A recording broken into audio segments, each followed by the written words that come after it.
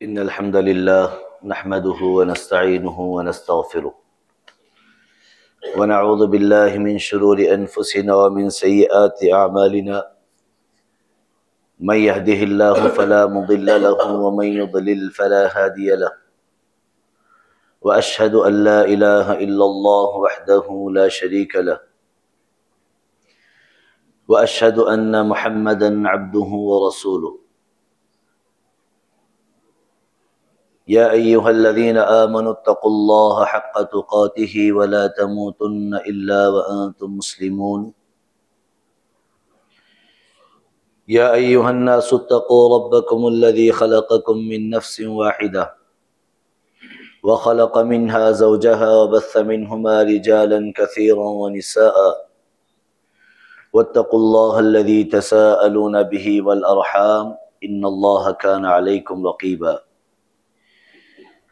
या अय्युहल्लज़ीना आमनुत्तक़ुल्लाहा व क़ूलू क़ौलन सदीदा युस्लिह लकुम अअमालकुम व यग़फ़िर लकुम ज़ुनूबकुम व मन युतिइल्लाहा व रसूलहु फ़क़द फ़ाज़ फ़ौज़न अज़ीमा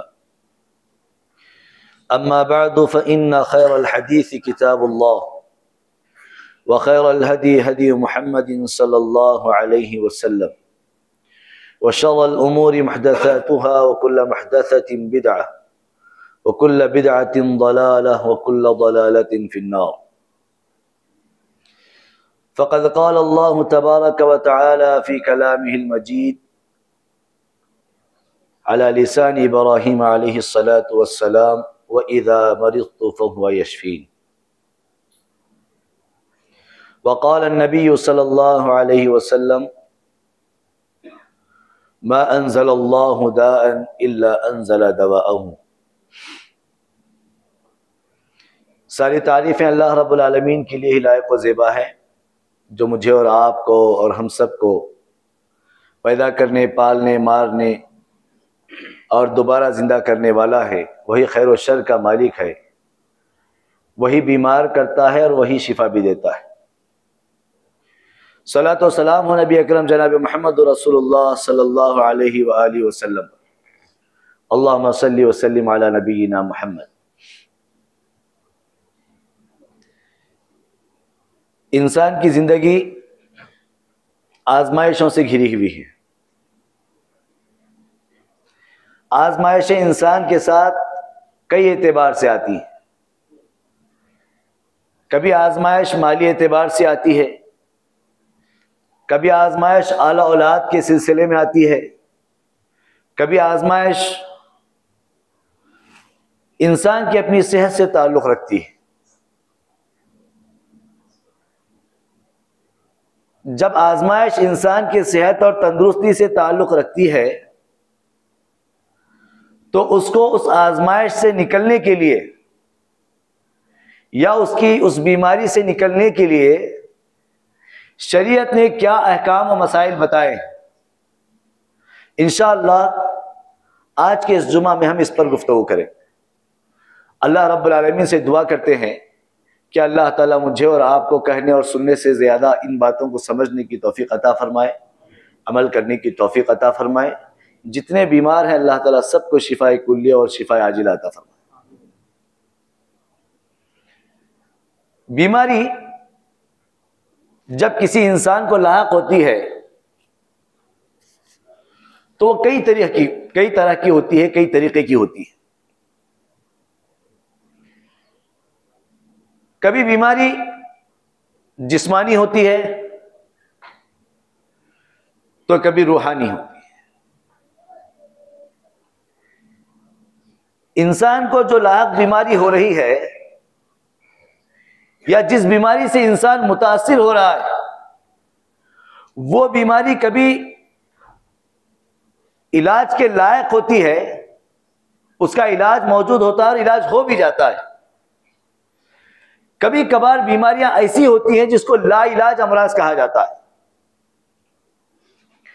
अल्लाह के नबी सल्लल्लाहु अलैहि वसल्लम ने बयान फरमाया, तदाओ, तुम इलाज किया करो, क्योंकि अल्लाह ताला ने जितनी बीमारियां बनाई है सारी बीमारियों के अल्लाह ताला ने इलाज भी बनाए।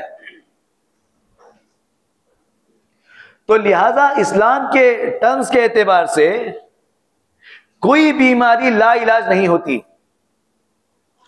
ये इंसान की अपनी कमजोरी, इंसान की अपनी लाइल्मी या इंसान की अपनी कम इल्मी है, जिसकी वजह से इंसान उस बीमारी तक नहीं पहुंच सकता है या नहीं पहुंच पाया है। वरना अल्लाह रब्बुल आलमीन ने जितनी बीमारियां नाजिल फरमाई है, सारी बीमारियों के लिए शिफा नाजिल फरमाई है। ये बात किसकी है, किसने कही है?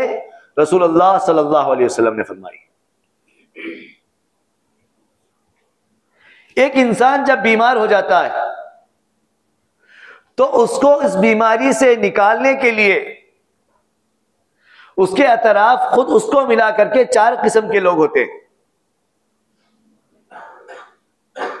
पहला मरीज, दूसरा मरीज के घर वाले, तीसरा डॉक्टर और चौथा इयादत करने वाले। इन सब का उस मरीज को उस मर्ज से निकालने में बहुत ज्यादा रोल। बीमारियों से शिफा देने वाली जात तो बेशक अल्लाह ताला की है, और अगर अल्लाह ताला बीमारी से शिफा देना ना चाहे तो ये चारों लोग मिलकर कुछ नहीं कर सकते। और अगर अल्लाह ताला बीमारी से शिफा देना चाहे तो अल्लाह ताला बेशुमार असबाब बना करके पेश कर देता है। इसलिए चारों का ईमान, मरीज का, मरीज के घर वालों का, इयादत करने वालों का और डॉक्टर का, इन सब का ईमान अल्लाह ताला पर मजबूत होना चाहिए।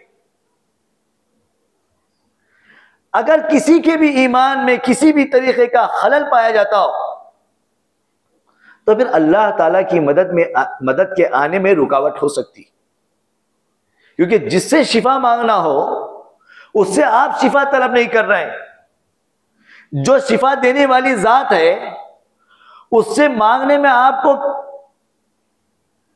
मुख्तलिफ किस्म की रुकावटें आप पैदा कर रहे हैं, और खुद अल्लाह ताला के पास आप जाना नहीं चाहते।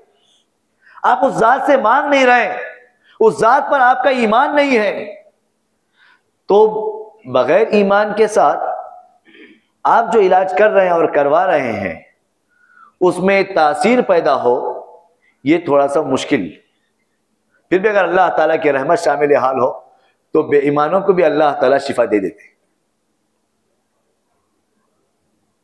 हमारे गुनाहों की वजह से अगर अल्लाह ताला ने बारिशें रोक ली तो हम खाना ना खाएं, अगर बीमार करना शुरू कर दे तो कोई जिंदा ना बचे। लेकिन अल्लाह ताला की बड़ी मेहरबानी है कि हमारे बेशुमार गुनाहों के बावजूद अल्लाह ताला सेहत और तंदुरुस्ती के साथ हमको सलामत रखा हुआ है। अल्लाह से दुआ है कि अल्लाह ताला हम तमाम को ईमान पर सलामत रखे।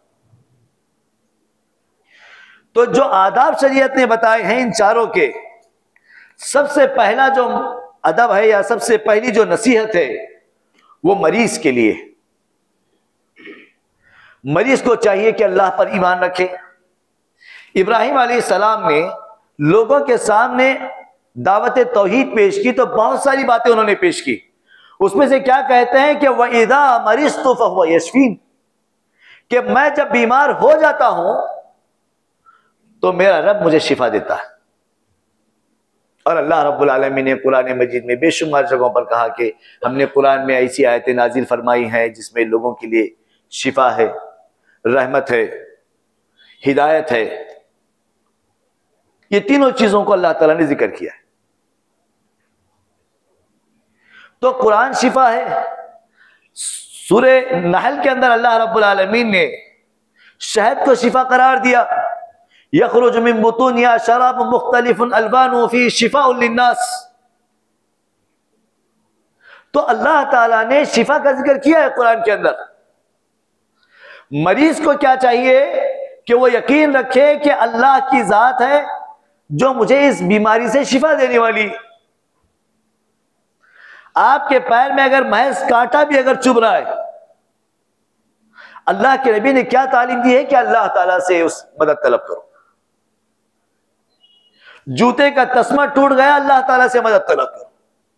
वइज़ा इस्तअनत फस्तईन बिल्लाह, जब मदद मांगो तो अल्लाह ताला से मदद मांगो। जब हम बीमार हैं तो बीमारी की शिफा अल्लाह ताला से तलब करनी चाहिए। अल्लाहुम्मा रब्बन नास अज़हिबिल बास वश्फी अंत शाफी ला शिफा इल्ला शिफा। ऐ अल्लाह, तू शिफा देने वाला है, तू तकलीफ को दूर फरमा दे, तेरी शिफा के अलावा कोई शिफा नहीं। ये दुआएं हैं जो अल्लाह के नबी सल्लल्लाहु अलैहि वसल्लम ने बीमारी की हालत में करने की तालीम दी। तो मरीज का काम यह है कि अल्लाह ताला पर मजबूत ईमान रखे और बीमारी के आने के जो असबाब हैं, चूंकि उसकी अपनी गलतियां हैं, अल्लाह ताला ने कुरान मजीद में कहा कि मा अस्वाब मिन मुसीबतिन फबिइज़्निल्लाह व मा अस्वाबकुम मिन मुसीबतिन फबिमा कसबत ऐदीकुम। एक तो यह कि मुसीबत अल्लाह के इज़्न से आती है, और दूसरा यह कि इंसान को जो मुसीबत आती है उसका अपना किया कराए का बदला है, उसके अपने गुनाहों के नताइज हैं जो उसके साथ पेश आ रहे हैं। इसी वजह से इब्राहिम अलैहिस्सलाम ने बीमारी की निस्बत अपनी तरफ की और शिफा की निस्बत अल्लाह ताला की तरफ की। क्या कहा उन्होंने? व इज़ा मरीज़तु, जब मैं बीमार होता हूं तो वो मुझे शिफा देता। बीमारी की निस्बत इब्राहिम अलैहिस्सलाम ने अपनी तरफ की और शिफा की निस्बत अल्लाह ताला की तरफ की। हालांकि बीमारी भी अल्लाह ताला की इजाजत के बगैर नहीं होती। यहां तक कि जादू का जहां जिक्र आया है सूरह बकरा की 102 नंबर वाली आयत में, वत्तबअू मा ततलू शयातीन अला मुल्की सुलेमान में अल्लाह ताला ने कहा कि वमा हुम बिदार्रीन बि मिन अहदिन इल्ला बिइज़्निल्लाह, कि किसी को ये जादूगर उस वक्त तक तकलीफ नहीं दे सकते जब तक कि अल्लाह ताला की इजाजत शामिल हल ना हो। और अल्लाह ताला की इजाजत क्यों होती है? क्योंकि इंसान के अपने ऐसे गुनाह होते हैं जिसकी वजह से अल्लाह ताला उसको आजमाना चाहता है।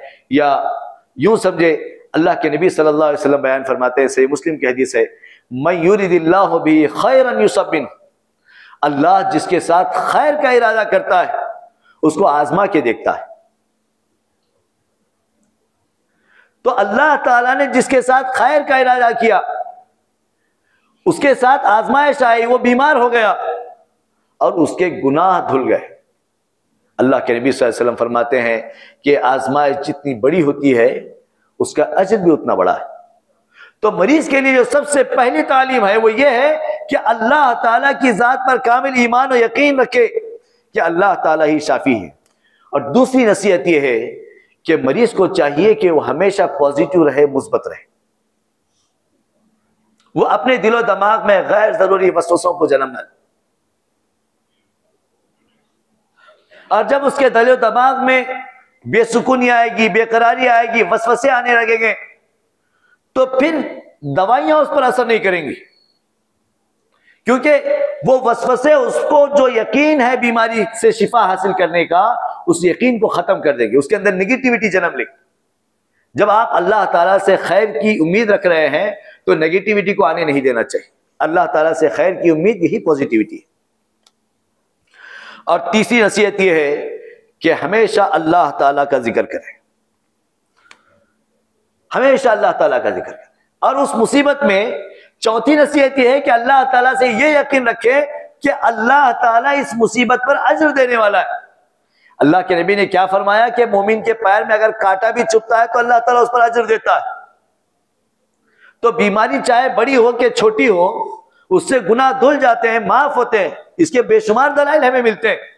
तो मरीज को ये इस बात का ख्याल रखना चाहिए कि मुझे इस बीमारी से अल्लाह ताला अजर देने वाला है, ये बात याद रखें। और अगली नसीहत ये है कि हलाल, जायज और मशरू इलाज की तरफ जाए। जो चीजें नाजायज हैं उसके अंदर अल्लाह ताला ने शिफा नहीं रखी।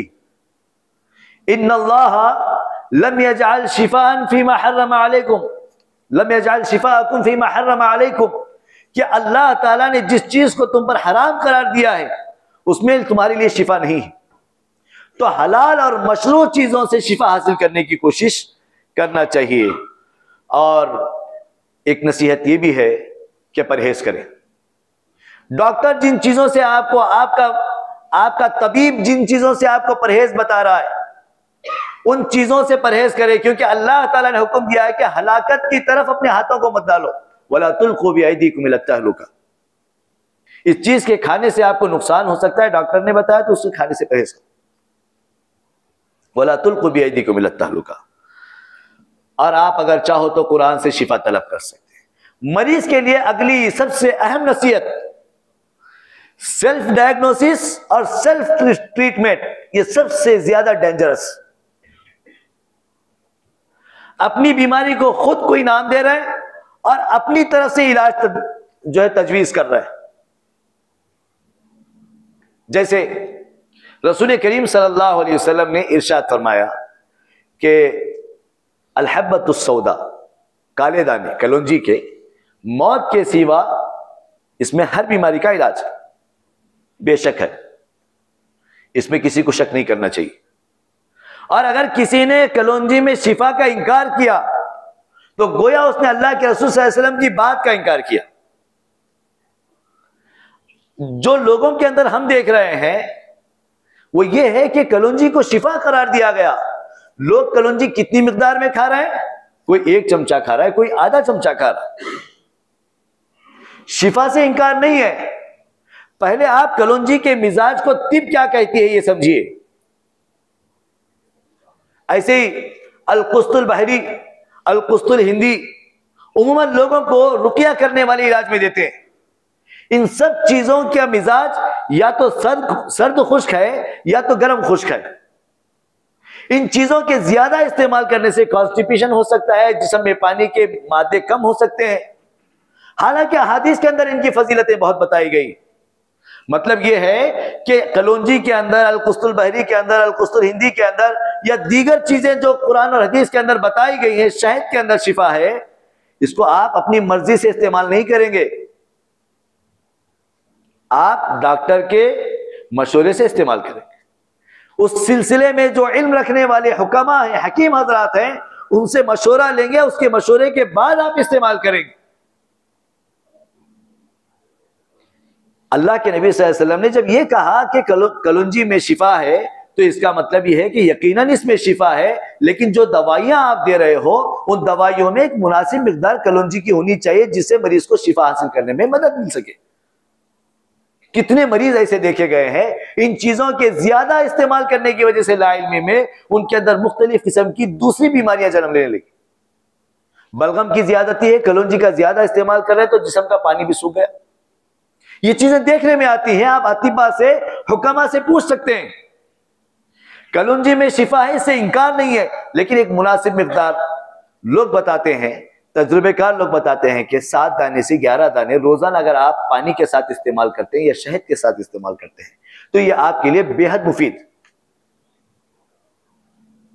अगर इसके इस्तेमाल करने के बाद मरीज को अगर तलवों में, हथेलियों में, तालू में या जिस्म के मुख्तलिफ हिस्से में भड़कापन या जलन महसूस हो रही है तो अपने तबीब से मशवरा करके इसकी मिकदार को कम भी कर सकते हैं या वक्ती तौर पर इसको रोक भी सकते हैं। इल्म की कमी की वजह से लोग अहादीस में मौजूद चीजों को अपने मनमानी इस्तेमाल कर रहे हैं। तो इसीलिए मैं बता रहा हूं कि सेल्फ डायग्नोसिस और सेल्फ ट्रीटमेंट ये खतरनाक है, क्योंकि जिस चीज का आपको इल्म नहीं है उस चीज में आपको कोशिश नहीं करना चाहिए। जैसे दीन के मामले में भी अल्लाह ताला ने कहा कि वला तक़्फ़ु मा लैसा लका बिही इल्म। अगर आपको इल्म नहीं है तो वहां खामोशी इख्तियार करना चाहिए। डॉक्टरों के लिए भी कुछ नसीहतें। पहली नसीहत यह है कि हर वो शख्स जो इलाज कर रहा है, चाहे वो डॉक्टर हो, हकीम हो, तबीब हो या कुरान के जरिए से दम करके इलाज करने वाला हो, सबके लिए नसीहतें। पहली नसीहत यह है कि वो अपने अंदर इखलास पैदा करे।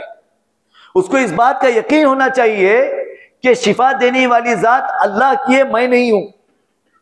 मैं कोशिश कर सकता हूं, अपनी बेस्ट सर्विस मैं दे सकता हूं, लेकिन शिफा देने वाली जात अल्लाह ताला की है। दूसरा, वो मरीज के सिलसिले में मुखलिस हो। मरीज है कि मरीजा है, मर्द है कि औरत है, जवान है कि बूढ़ा है कि बूढ़ी है, उसको उसके सामने सिर्फ मरीज है। वो जवान नहीं है, वो बूढ़ा नहीं है।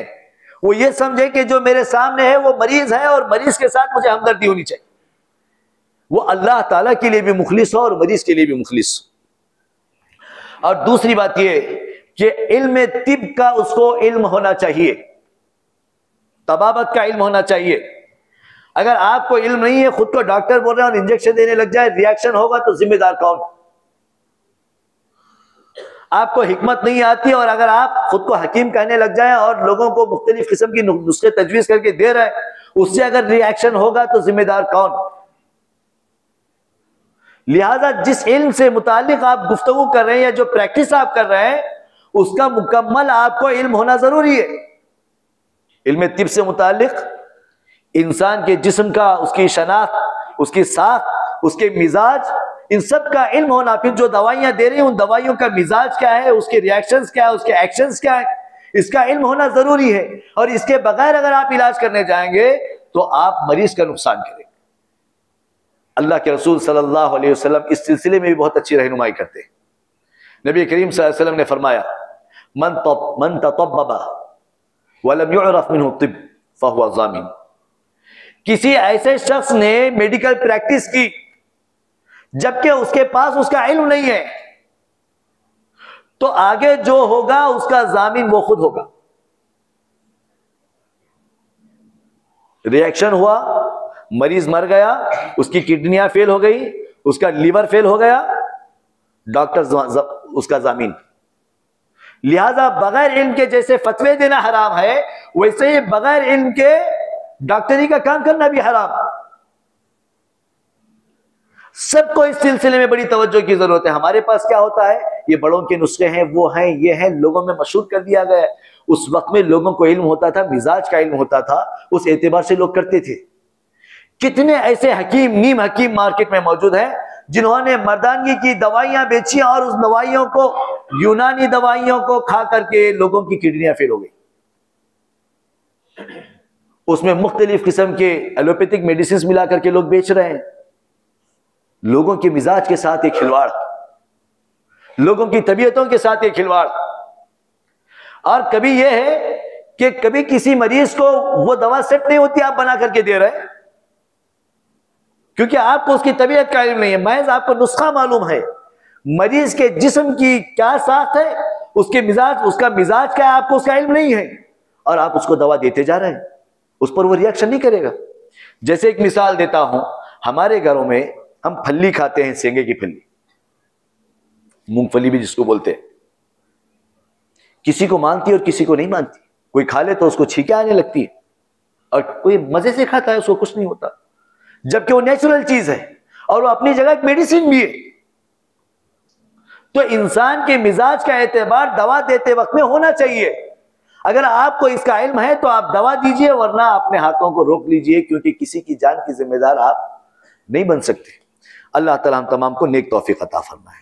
और तीसरी नसीहत यह है कि मरीज जब भी आपके पास आए तो उसको अल्लाह ताला की तरफ बुलाएं, अल्लाह के दीन की तरफ बुलाएं और उसको दावत दें, और उसको इस बात पर यकीन दिलाएं कि मैं अपनी बेस्ट सर्विस दे रहा हूं, शिफा देने वाली जात अल्लाह ताला की है। और डॉक्टरों के लिए चौथी नसीहत यह है कि इस बात का हमेशा ख्याल रहे कि अल्लाह ताला उन्हें देख रहा है, वो सर्टिफाइड है, रिएक्शन होगा, बच जाएंगे, लेकिन अल्लाह ताला उन्हें देख रहा है। तन्हाई इख्तियार करें मरीज के साथ, मरीजा के साथ। अगर आप कुछ गलत हरकत उसके साथ कर रहे हैं तो अल्लाह आपको देख रहा है। आप जानबूझ करके उसको दवा गलत दे रहे हैं, अल्लाह आपको देख रहा है। आप उसके माल के पीछे लगते हुए नॉर्मल डिलीवरी को सिजेरियन कर रहे हैं, अल्लाह आपको देख रहा है।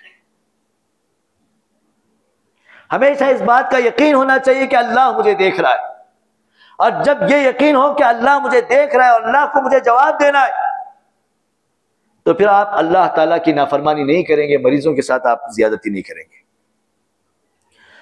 और पांचवी नसीहत यह है कि डॉक्टर को अमानतदार होना चाहिए, क्योंकि आदमी जिसके ऊपर भरोसा करके जा रहा है, आप मेरे पास पैसा रखें तो क्यों रखते हैं? क्योंकि मैं अमीन हूं।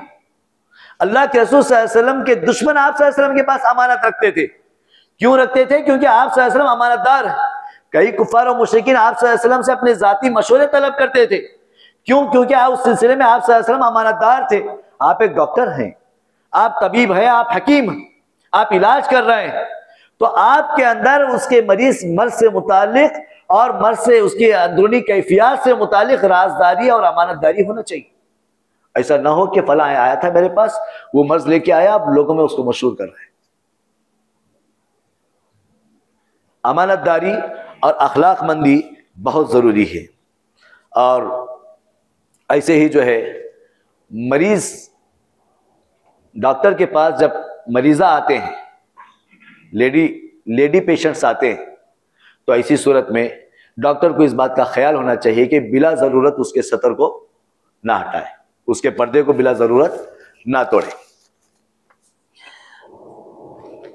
अब यहां पर तीसरा जो हिस्सा है मरीज की शिफायाबी के लिए, वो है इयादत करने वालों का। इयादत करने वालों की बहुत अहमियत है। आप अगर सही तौर पर इयादत करें तो मरीज को सेहतयाब बनाने में आप एक चार्जिंग का काम कर सकते हैं, उसकी सेहत को बूस्ट करने का काम कर सकते हैं। और इस सिलसिले में भी अल्लाह के नबी सल्लल्लाहु अलैहि वसल्लम ने बहुत ही वाज़ेह रहनुमाई की। अल्लाह के नबी सल्लल्लाहु अलैहि वसल्लम की सीरत को अगर आप पढ़ेंगे, जो इयादत से मुतालिक अहादीस हैं, किसी के पास गए, उन्होंने पूछा कि क्या मेरे साथ क्या मामला होगा, तो आप सल्लल्लाहु अलैहि वसल्लम उसको बोल रहे हैं कि बहुत खैर होगा तुम्हारे साथ, अल्लाह शिफा देने वाला, आपके साथ खैर होगा, अल्लाह शिफा देने वाला।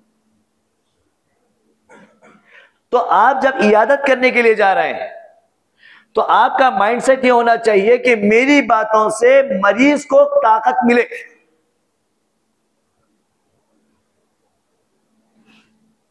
अभी हम जो है डॉक्टरों से मुतालिक बात कर रहे थे, तो वहां एक बात छूट गई। डॉक्टरों का काम यह है कि मरीज को डराएंगे नहीं, उसको हिम्मत दिलाएंगे। 3 रोज पहले एक मरीज से मुलाकात हुई जिसको मुंह में छाला था। डॉक्टर ने 2 मरतबा उसका जो है बायोप्सी टेस्ट कराया और दोनों मरतबा रिपोर्ट नॉर्मल आई। गुटखा खाने का वो आदी था। डॉक्टर कह रहा है कि जी तुम्हारे को सिम्टम्स तो पूरे हैं कैंसर के, मगर रिपोर्ट कहीं को नॉर्मल आ रही। अब ये आदमी जो है परेशानी में वो हो गया। अब वो कभी उसकी हालत क्या है वो बता रहा है, देखो किसी को डराओ मत, कभी नहीं डराना, हिम्मत दिलाओ। अगर आप मरीज, आप डॉक्टर हैं तो भी हिम्मत दिलाओ, घर वाले हैं तो भी हिम्मत दिलाओ, अगर आप इयादत करने वाले हैं तो भी मरीज को हिम्मत दिलाओ। कैंसर का मर्ज, ये नाम सुनते ही उसके जिस्म से, उसके पैरों से जमीन निकल गई। अब वो कभी अपनी बीवी को गले लगा करके रो रहा है, कभी बच्चों को गले लगा करके रो रहा है, कभी हंसते हंसते रो रहा है, कभी खाने के लिए निवाला उठा रहा है, भूख लगी हुई है, खाना निकला नहीं जा रहा उससे, महज आपके गलत बिहेवियर की वजह से। अगर उसको कैंसर होता तो क्या आप 100% शिफा की जिम्मेदारी आप लेते हैं? तो लिहाजा मरीजों को डराना नहीं चाहिए। तो इयादत करने वालों का भी यही काम है कि जब वो मरीज के पास जाए तो उसको हिम्मत दिलाए। साद बिन अबी वक्कास रजी अल्लाह तआला अन्हु बीमार हो गए और बहुत शदीद बीमार हुए। उनको ऐसे लग रहा था कि मैं मर जाऊं। उन्होंने आप सल्लल्लाहु अलैहि वसल्लम से वसीयत से मुतालिक सवाल किया कि मैं अपने माल में से कितनी वसीयत दे सकता हूं। काफी लंबी हदीस। आखिर में अल्लाह के नबी सल्लल्लाहु अलैहि वसल्लम से वो पूछते हैं कि अल्लाह के नबी, मेरे जो सहाबा, मेरे साथी हैं जो शहीद हो गए हैं, क्या मैं अभी बच जाऊंगा? तो अल्लाह के नबी सल्लल्लाहु अलैहि वसल्लम उनको उम्मीद दिलाए कि आप बचेंगे भी, बहुत सारे लोगों को आपसे खैर पहुंचेगा और बहुत सारे लोग जो अल्लाह ताला के नाफरमान हैं वो आपसे तकलीफ उठाएंगे। फिर उनको नसीहत की कि आप अपने बच्चों को मालदार छोड़ के मरो, ये बेहतर है इससे कि तुम अपने बच्चों को बिल्कुल कंगाल करके मर जाओ और दूसरों से मांगने लग जाए। एक तो उसको बेहतर तालीम दे रहे हैं अल्लाह के नबी सल्लल्लाहु अलैहि वसल्लम, दूसरा उसको पॉजिटिविटी सिखा रहे हैं। इयादत करने के लिए गए हज़रत साद बिन अबी वक्कास रज़ी अल्लाह तआला अन्हु के पास और उनको पॉजिटिव बना रहे हैं कि आप जिंदा रहोगे और अल्लाह ताला आपके साथ खैर करेगा, आपसे फायदा पहुंचाएगा। तो लिहाजा जब आप मरीज की इयादत करने जाओ, हमारे पास क्या होता है कि कोई मरीज हो जाए तो उसके पास जाने वाले लोग कैसी बातें मालूम है, अगर आप सुनाऊं तो आप हैरान हो जाएंगे कि आप इतने अच्छे हैं, आपके साथ ही कहीं को हुआ कि ऐसा, तुम तो सबके साथ अच्छा करते ना जी, तुम्हारे साथ कहीं को हुआ। अब वो बेचारी भी सुनने रहता है, अरे यार मैं तो सबके साथ अच्छा हूं, मेरे साथ क्यों हो रहा है ऐसा? अब वो वसवसे उसको मार देते, अंदर अंदर से उसको वसवसे मार देते। लिहाजा जब भी जाओ तो उसको ये हिम्मत दिलाओ कि अल्लाह ताला खैर करेगा, इस बीमारी पर आपको अजर मिलेगा और फिर आप जो दवाइयां इस्तेमाल करें अल्लाह ताला इसमें तासीर देगा और आप अच्छे हो जाओगे, आपका इलाज हो जाएगा, हो जाएगा और आप सेहतमंद और तंदुरुस्ती के साथ वापस अपने कामकाज में लग जाओगे। फिर उनको मिसालें देकर के समझाएं कि फला शख्स देखो तुम्हारे रिश्तेदारों में था, कितनी बड़ी बीमारी थी, उसको अच्छा हो गया क्या नहीं, वो फला है फला है। उसके सामने सिर्फ पॉजिटिव चीजें रखें। अल्लाह ताला हम तमाम को नेक तौफीक अता फरमाए। और मरीज के सामने जब आप बैठे तो ज्यादा देर ना बैठे, बार बार इयादत करने के लिए ना जाए। घर वाले हैं ठीक है, हाँ अगर मरीज ये चाह रहा है कि आपकी बातों से मुझे सुकून मिल रहा है बैठो, तो फिर आपको बैठना चाहिए ताकि आपके जरिए से उसको कुछ खैर महसूस। और उसके सर पे हाथ रख के आप ये दुआ पढ़ें, अस्अलुल्लाहल अज़ीम रब्बल अर्शिल अज़ीम अन यशफीक। रब्बे अजीम से मैं सवाल करता हूं कि वो तुम्हें शिफा दे। अर्श अजीम का रब है, वो खुद अजीम है और अर्श अजीम का रब है, उससे मैं सवाल कर रहा हूं कि वो तुम्हें शिफा दे। 7 मरतबा उसके सर पे हाथ रख ये दुआ करना चाहिए। अल्लाह के नबी सल्लल्लाहु अलैहि वसल्लम फरमाते हैं कि अगर उसकी मौत का वक्त लिखा हुआ नहीं है, यानी उसके हिस्से में जिंदगी है, तो फिर वो शिफायाब हो जाएगा इस दुआ के करने से। तो ये तरीक़ेकार, और मरीज को मुख्तलिफ किस्म की दुआएं दे, खैर की तालीम दे और फिर वहां से उठ करके चले आए। और चौथी जो कड़ी है, मरीज के घर वाले हैं, इनको भी चाहिए कि अल्लाह ताला पर मजबूत ईमान रखें। मरीज आपका करीबी रिश्तेदार हो, आपका बेटा हो, भाई हो, बहन हो, जो भी हो, या थोड़ा सा दूर का रिश्तेदार हो, हर सूरत में आप उसके साथ सुलूक अच्छा रखें। उसके बीमार होने से पहले वो आपके साथ बदसलूकी किया होगा, उसने बदअखलाकी से आपके साथ पेश आया होगा।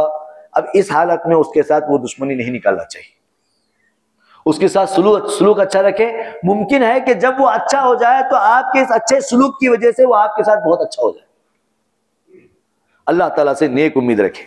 और रही बात रूहानी इलाज से मुताल्लिक और जिस्मानी इलाज से मुताल्लिक, वो ये कि जब कभी इंसान बीमार होता है और उसको इलाज नहीं होता तो लोग मुख्तलिफ किस्म की गलत जगहों पर जाते हैं। कोई दरगाहों पर जा रहे हैं, कोई मज़ारों पर जा रहे हैं, कोई बाबाओं के पास जा रहे हैं, कोई साहिबों के पास जा रहे हैं, और कोई गैर मुस्लिम मुआलिजीन के पास जा रहे हैं। ऐसे मुआलिजीन जो मंदिरों में बैठ करके, मठों में बैठ करके इलाज करते हैं और उनकी दी हुई चीजें इस्तेमाल कर रहे हैं, ये शिर्क है और वाज़ेह शिर्क है। तावीज़ गंडों का इस्तेमाल करना, कुरान को जिस्म में लटका करके रखना और उसको ये यकीन रखना कि ये तावीज़ मुझे शिफा देने वाली है, ये सब वाज़ेह शिर्क है। मन अल्लक़ तमीमतन फ़क़द अशरक, मन अल्लक़ तमीमतन फ़ला अतम्मल्लाहु लहु। जिसने तावीज़ लटकाई, अल्लाह ताला उसकी कोई बात पूरी ना फरमाई। अल्लाह के नबी सल्लल्लाहु अलैहि वसल्लम की बद्दुआ है उस आदमी के साथ जो तावीज़ लटकाता है, गंडे लटकाता है। लिहाजा वाज़ेह तालीमात है शरीयत की, इससे बचना चाहिए। कई ऐसे मरीजों को हमने देखा है जो इलाज के बहाने मंदिरों को गए, अपनी बच्चियों को लेकर के, अपनी औरतों को लेकर के।